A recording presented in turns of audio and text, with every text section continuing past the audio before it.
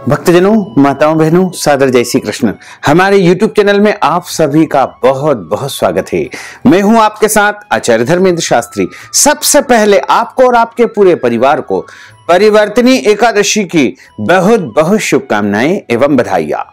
भगवान श्री लक्ष्मी नारायण का भरपूर आशीर्वाद आप सभी के जीवन पर बना रहे। आप सभी सुखी रहें, स्वस्थ रहें, व्यस्त रहें और मस्त रहें। निरंतर उन्नति तथा प्रगति को आप प्राप्त करते रहें। आज हम आपको बताने जा रहे हैं कि भादो माह के यानी भाद्रपद माह के शुक्ल पक्ष की जो एकादशी होती है उसका व्रत आपको कब करना है तथा इस व्रत को आपको कब खोलना चाहिए। यानी परिवर्तनी एकादशी के व्रत का शुभ मुहूर्त, संपूर्ण विधि विधान हम आपको बताने जा रहे हैं। पूरे वर्ष में 24 एकादशी आती है, लेकिन जिस साल अधिक मास आता है, पुरुषोत्तम मास आता है, उस वर्ष 2 एकादशी अधिक हो जाती है। यानी कुल मिलाकर के 26 एकादशी होती है। प्रत्येक माह में 2 बार एकादशी आती है, एक बार कृष्ण पक्ष में तथा दूसरी एकादशी शुक्ल पक्ष में आती है। दोनों ही एकादशियों का हमारे धर्म ग्रंथों तथा पुराणों में भिन्न भिन्न महत्व बताया गया है। भाद्रपद माह के शुक्ल पक्ष की जो एकादशी है उसका नाम परिवर्तनी एकादशी है। इसे पद्मा एकादशी के नाम से भी जाना जाता है। वामन एकादशी, जल झूलनी एकादशी एवं डोल ग्यारस के नाम से भी इस एकादशी को जाना जाता है। यह बड़ी एकादशी होती है।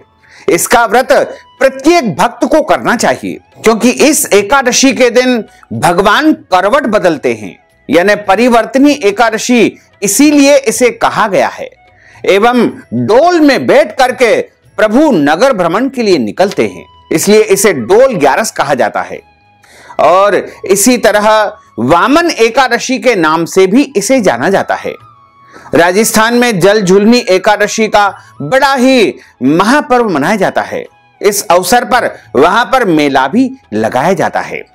तो इस बार एकादशी तिथि 2 दिन रहेगी। यानी एकादशी तिथि का आरंभ 6 सितंबर 2022 मंगलवार को सुबह 5:55 से हो जाएगा, जो कि अगले दिन सुबह यानी 7 सितंबर 2022 को बुधवार के दिन सुबह 3:05 पर एकादशी तिथि समाप्त हो जाएगी। इस प्रकार जो उत्सव की एकादशी रहेगी, यानी परिवर्तनी एकादशी का जो उत्सव आपको मनाना है या डोल ग्यारस का उत्सव आपको मनाना है, डोल निकालना है, उन सभी कार्यों के लिए एवं जल झूलनी एकादशी का जो पर्व मनाया जाएगा, मेला लगाया जाएगा, उन सभी कार्यों के लिए 6 सितंबर 2022 मंगलवार को ही एकादशी मानी जाएगी। और अगले दिन व्रत की एकादशी रहेगी। यानी 7 सितंबर 2022 को चूंकि शुद्ध एकादशी है, द्वादशी युक्त एकादशी है, इसलिए इस दिन सभी भक्त जनों, माताओं, बहनों को व्रत करना चाहिए। 6 सितंबर को सुबह 5:55 पर 10वीं समाप्त होगी और उसके बाद एकादशी तिथि लगेगी। क्योंकि धर्म ग्रंथों में लिखा हुआ है कि यदि अरुणोदय काल में यानी सूर्योदय से पहले 1 घंटा 36 मिनट अगर 10वीं तिथि व्याप्त रहे तो उस दिन एकादशी तिथि का व्रत नहीं करना चाहिए। इसलिए अगर आप वैष्णव परंपरा को मानते हैं, विष्णु के अवतारों को मानते हैं और हमारे मत को यदि आप मानते हो, तो आपको सभी भक्तजनों को 7 सितंबर 2022 बुधवार के दिन ही एकादशी का व्रत करना चाहिए। और जो भक्तजन 7 सितंबर 2022 बुधवार को व्रत करेंगे, उनको इस व्रत का पारना 8 सितंबर 2022 गुरुवार को सुबह 6:24 से लेकर के 9:24 के मध्य कर लेना चाहिए। और जो भक्तजन एकादशी का व्रत करते हैं, उनको 10वीं से लेकर के द्वादशी तक कुछ महत्वपूर्ण नियमों का पालन करना चाहिए। इस बार 10वीं के नियमों का पालन 6 सितंबर 2022 मंगलवार को करना है और एकादशी का व्रत 7 सितंबर को करना है और व्रत का पारणा 8 सितंबर को करना है। तो जो भक्तजन, माताएं, बहनें एकादशी का व्रत रखेंगे, उनको 10वीं के दिन एक समय भोजन करना चाहिए। इस दिन पराय अन्न यानी दूसरे के घर का भोजन नहीं करना चाहिए। 10वीं के दिन लहसुन, प्याज, मांस, मदिरा, मसूर की दाल का उपयोग भोजन में नहीं करना चाहिए तथा 10वीं के दिन चावल नहीं खाना चाहिए। दशमी के दिन शहद नहीं खाना चाहिए। दशमी के दिन ब्रह्मचर्य व्रत का पालन अवश्य करना चाहिए। और इसी तरह आपको एकादशी के दिन यानी 7 सितंबर 2022 बुधवार को सुबह जल्दी उठना है। ब्रह्म मुहूर्त में 4:30 से लेकर के 5:30 के बीच में उठ करके स्नान कर लेवे, शुद्ध वस्त्र धारण करें। उसके बाद मस्तक पर तिलक अवश्य लगाएं। अपनी रुचि के अनुसार आपको तिलक अवश्य लगाना चाहिए। चंदन का तिलक लगाएं, रोली का तिलक लगाएं, कुमकुम का तिलक लगाएं। आप अपनी रुचि के अनुसार तिलक अवश्य धारण करें, पवित्र वस्त्र धारण करें और उसके बाद भगवान का पूजन अर्चन करें। नित्य का जो पूजन अर्चन आप करते हैं वो आपको करना चाहिए। और एकादशी के दिन भगवान का विशेष श्रृंगार किया जाता है। उनको मोर, मुकुट, माला, बांसुरी इत्यादि विशेष रूप से श्रृंगार में धराई जाती है। साथ ही एकादशी के दिन व्रत का संकल्प धारण करना चाहिए। जो भी भक्तजन माताएं बहनें एकादशी का व्रत करते हैं, चाहे वो निष्काम व्रत हो या सकाम व्रत हो। निष्काम व्रत का अर्थ होता है बिना किसी कामना के किए जाने वाले व्रत को निष्काम व्रत कहा जाता है। और सकाम व्रत का अर्थ होता है किसी भी कामना को लेकर के यदि व्रत किया है तो उसे सकाम व्रत कहा जाएगा। दोनों ही परिस्थिति में आपको संकल्प अवश्य धारण करना चाहिए। और जब हम संकल्प का धारण करते हैं तो उस समय भगवान के सामने एक शुद्ध और पवित्र आसन पर बैठ करके और जल का पात्र सामने रखें तथा अपने सामने पूजा की सामग्री जो आपने रखी है वो सब रख लीजिएगा। इसके अलावा संकल्प में सबसे महत्वपूर्ण वस्तु होती है वो होती है पीला फूल होता है और अक्षत के स्थान पर जौ और तिल आप रख सकते हैं। दोनों में से कोई भी आपके पास उपलब्ध हो तो वो रख लीजिएगा, क्योंकि इस दिन पूजन पाठ में और किसी भी कार्य में चावल का उपयोग बिल्कुल नहीं किया जाता है। भोजन में भी चावल नहीं बनाना चाहिए। चाहे आपके घर में एकादशी का व्रत होता है या नहीं भी होता है, दोनों ही परिस्थिति में आपको अपने घर में, रसोई घर में चावल का उपयोग बिल्कुल नहीं करना चाहिए। पूजा घर में भी इस दिन चावल का उपयोग नहीं किया जाता है। संकल्प के लिए एक सुपारी की आपको व्यवस्था करना है, कुछ पैसे आपको संकल्प में रखना है और हाथ में मध्य भाग में जल रख करके आपको संकल्प जो है धारण करना है। हाथ की मुद्रा को इस प्रकार रखे, हाथ के मध्य भाग में पहले जल रखे, एक सुपारी रखे, जौ तिल रखे, पीला पुष्प रखे, कुछ दक्षिणा रखे।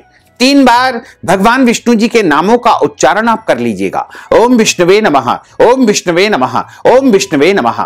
ओम तिथिर्विष्णुस्तावारो नक्षत्रम विष्णुरेव च योगश्च करुणम विष्णुः सर्वं विष्णुमयं जगत।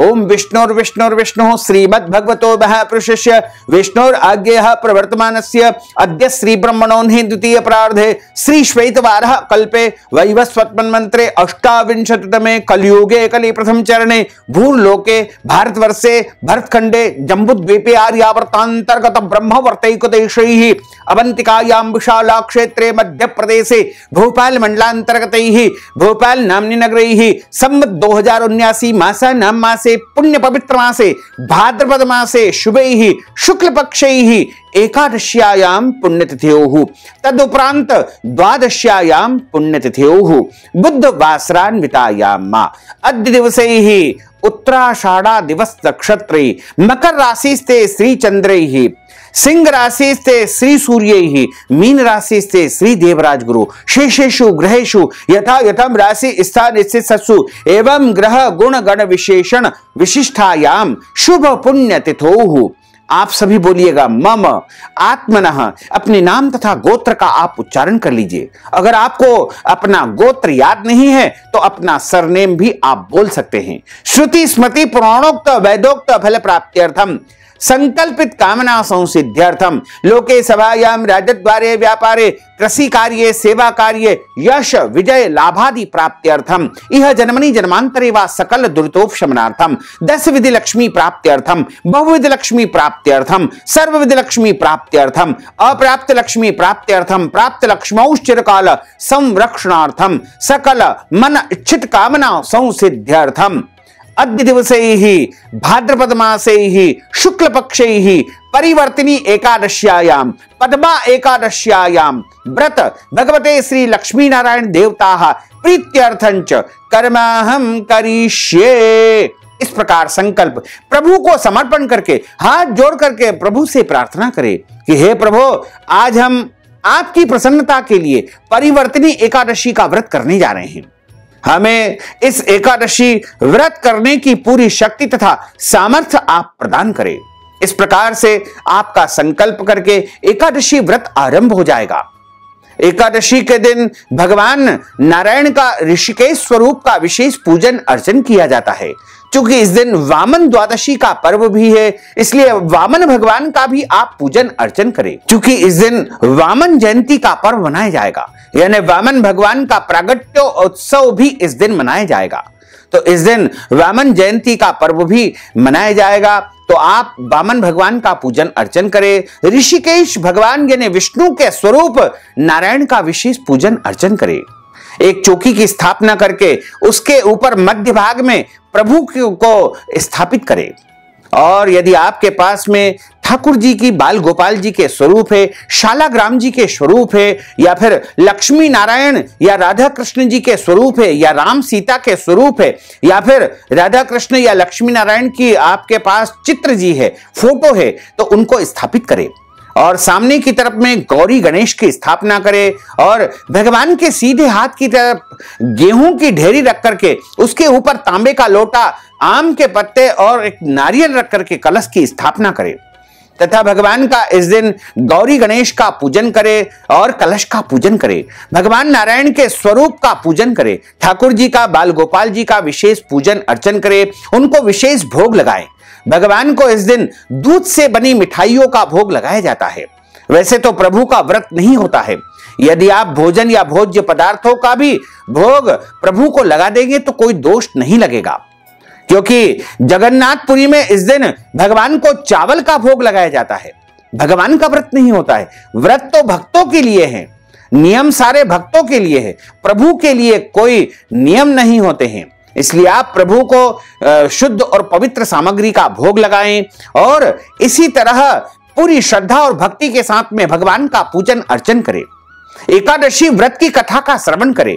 कथा हमेशा किसी भी विद्वान ब्राह्मण के मुख से ही सुनना चाहिए, क्योंकि ब्रह्म वाक्य जनार्दन।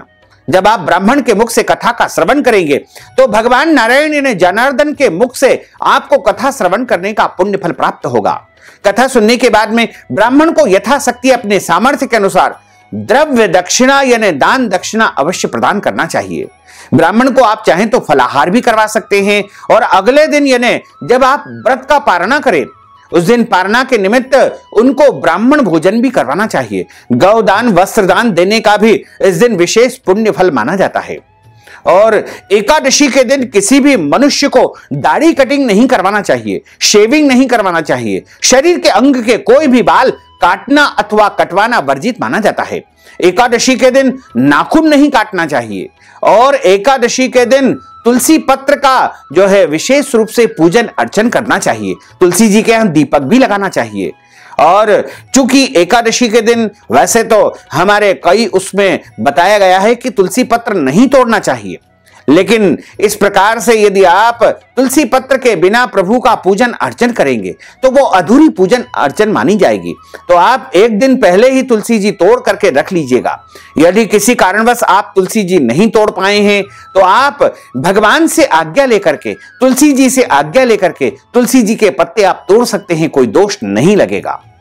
और इस दिन गौ माता का पूजन करें। गौ माता को रोटी खिलाएं, गौ माता को चारा खिलाएं और गौशाला में भी इस दिन दान पुण्य करना चाहिए। एकादशी के दिन किसी भी जरूरतमंद भिखारी या मांगने वाले को घर से खाली हाथ नहीं लौटाना चाहिए। अपनी श्रद्धा भक्ति और हैसियत के अनुसार कुछ न कुछ दान पुण्य उनको अवश्य ही करना चाहिए।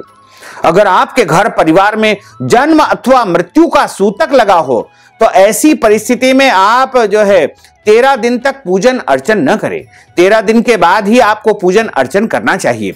यदि एकादशी के दिन आपके घर में जन्म अथवा मृत्यु का सूतक लग जाता है तो ऐसी परिस्थिति में आप व्रत तो करें, व्रत के सभी नियमों का भी पालन करें, लेकिन भगवान का स्पर्श और भगवान का पूजन अर्चन सूतक में 13 दिन तक नहीं करना चाहिए।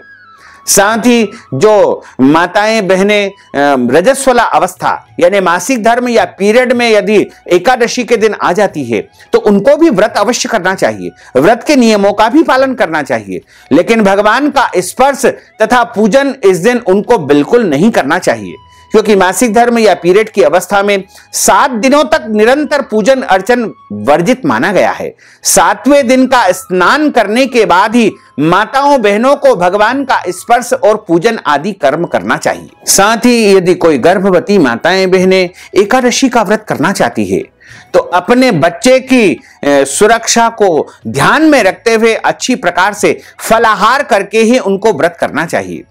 एकादशी के दिन घर में लहसुन, प्याज, मांस, मदिरा, मसूर की दाल का उपयोग नहीं करना चाहिए तथा इस दिन चावल का उपयोग भी अपने रसोई घर में भोजनशाला में बिल्कुल नहीं करना चाहिए। इस दिन शुद्ध और सात्विक फलाहार का निर्माण ही आपको करना चाहिए। सबसे श्रेष्ठ फलाहार यदि कोई माना जाता है तो वो फल माने जाते हैं।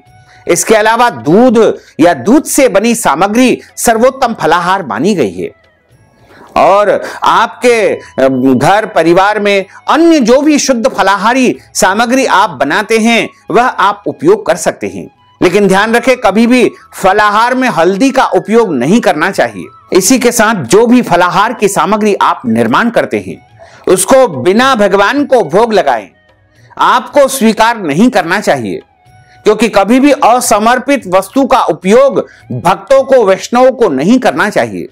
प्रभु को समर्पण करने के बाद जो वस्तु हम ग्रहण करते हैं वह प्रसाद हो जाती है, इसलिए प्रभु को पहले उस वस्तु को समर्पित करें, उसके बाद प्रसाद रूप में भक्तजन, वैष्णवजन उसको ग्रहण करेंगे तो किसी भी प्रकार का कोई दोष नहीं लगेगा। एकादशी के दिन पेड़ पौधों को काटना छांटना वर्जित माना जाता है, लेकिन आप प्रभु की सेवा के लिए, भगवान की पूजा के लिए पुष्प तोड़ सकते हैं। पुष्प तोड़ने का कोई भी दोष नहीं माना जाता है। एकादशी के दिन में सोना वर्जित माना जाता है।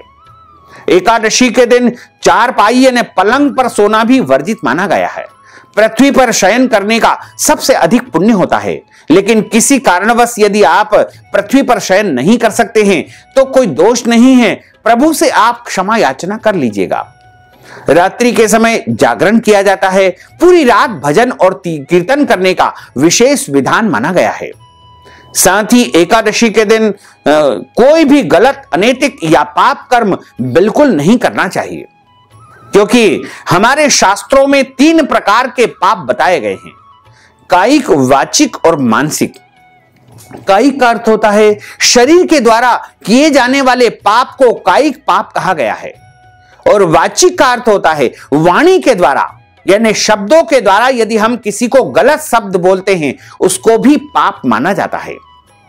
और इसी तरह तीसरा पाप मानसिक पाप माना गया है। मानसिक का अर्थ होता है मन से यानी विचार से यदि हम गलत विचार करते हैं तो भी हमें पाप लगता है।